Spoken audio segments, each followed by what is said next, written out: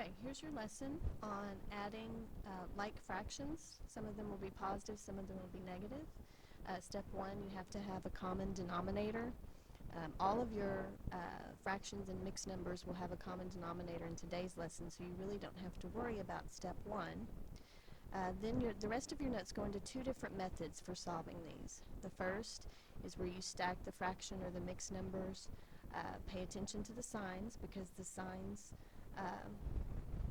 the rule for signs still applies just like integers. If they're the same signs, you add and keep. If they're different, you subtract and keep the sign of the larger number. Now when you use this method, you may have to borrow from the whole number when you're subtracting. The other method would be to change both numbers just like we did in multiplication and division and make sure they're in fraction form, which means changing those mixed numbers to improper fractions. Then you just deal with the numerators and add or subtract those numerators depending on the sign. So go ahead and get those notes down. Of course, the last step is always to simplify. And I'm going to give you some examples on your teacher-student side of the notebook.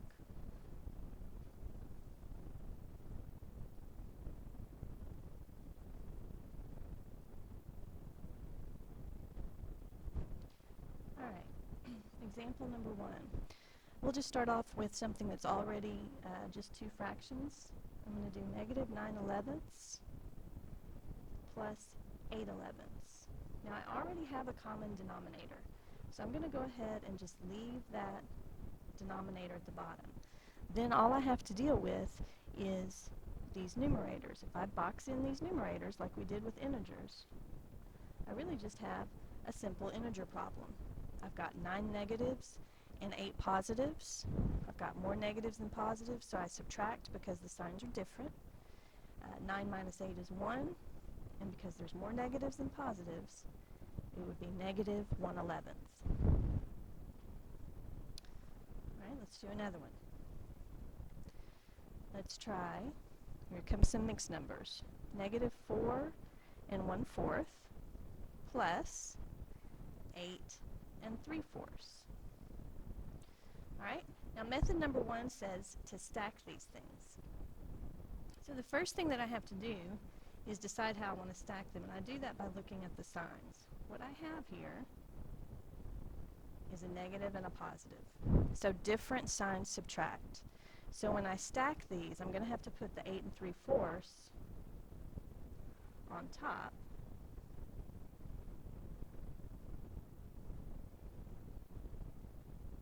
And then subtract my fractions.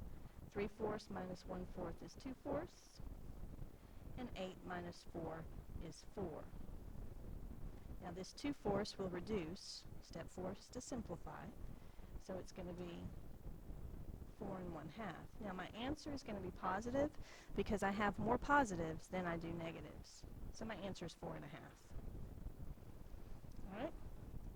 Now if I were to do this with method 2, what I would do is change both of these. Let me rewrite it.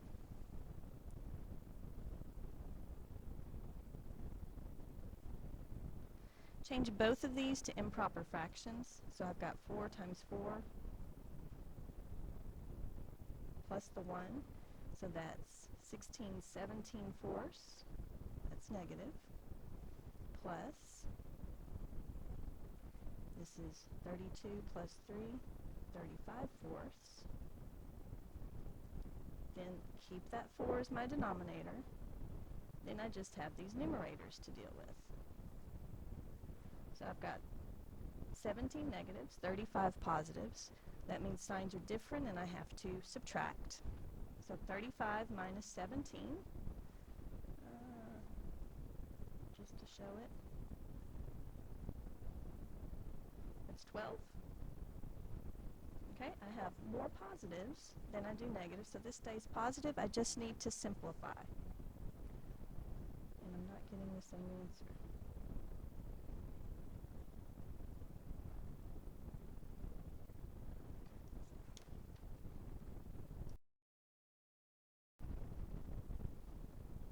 Okay, I found my mistake. Right here, subtracting 35 minus 17, I should have gotten 18 over 4, not 12 over 4. So now I can simplify this. 4 goes into 18 4 times with 2 left over, which equals 4 and a half. And it's positive because I've got more positives than I do negatives. Okay. Let's try another example. Let's do negative 6 and 2/3 minus 4 and 1/3. All right, method 1. What I see here is 2 negative numbers. So I'm going to add and keep, right? Same signs, add and keep. So I'm going to stack these.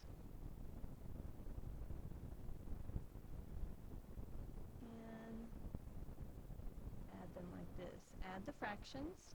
2/3 and 1/3 is 3/3. 6 and 4 is 10. So I get negative 10 and 3/3. Now this is 1 whole. So if I add that 1 whole to the 10 here, I'm going to get negative 11.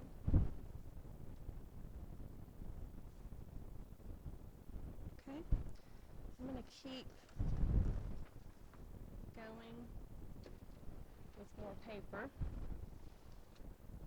and show you that same problem using the method 2. I'm going to change both of them to improper fractions. So times and add. This would be 6 times 3 is 18 plus 2. And this would be 3 times 4 is 12 plus 1. Hopefully I'll get the same answer this time. Got a negative and a negative. Keep that denominator. And I get 20 plus 13 is 33. And then when I do this division, negative 33 divided by 3, that does equal negative 11. All right? Let me see if I can come up with one problem where you might have to borrow. What I'm going to do is I'm going to take that other problem, I'm going to flip those fractions. Let's do negative 4, and let's make this 3/4 plus 8 and 1/4. Very similar to the one up above. I just flipped the fractions around. Now again, if I'm going to use method 1 where I stack them, I'm still going to have to subtract because my signs are different. So I put the 8 and 1/4 here, the 4 and 3/4 here. Okay? Now, I've got to subtract these fractions, but I can't subtract 3/4 from 1/4. So I'm going to have to borrow from this whole number, making it a 7. Now I've got to add that 1 back that I borrowed. Okay? I'm going to add that 1 whole back in the form of 4 over 4. 4 over 4 is equal to 1 whole. Now I chose 4 over 4 because that's my denominator. Okay? And it's easy to add this 1 whole back to this 1/4. So 1/4 plus 4/4 is going to equal 5/4. So I've got 7 and 5/4 minus 4 and 3/4. Now I can subtract these fractions. 5/4 minus 3/4, 2/4. And 7 minus 4 is 3. 3 and 2/4. And then I simplify to 3 1/2. Okay? Now, my answer is going to be positive because I have more positives than I do negatives. So my answer is 3 1/2. Okay, in the cases where you have to borrow, it might make more sense for you to change both of these numbers to improper fractions, and then you just have to deal with those those numerators. But it's up to you, whatever makes the most sense to you. All right, that's a lot of examples. Let me give you some practice problems. All right, let's do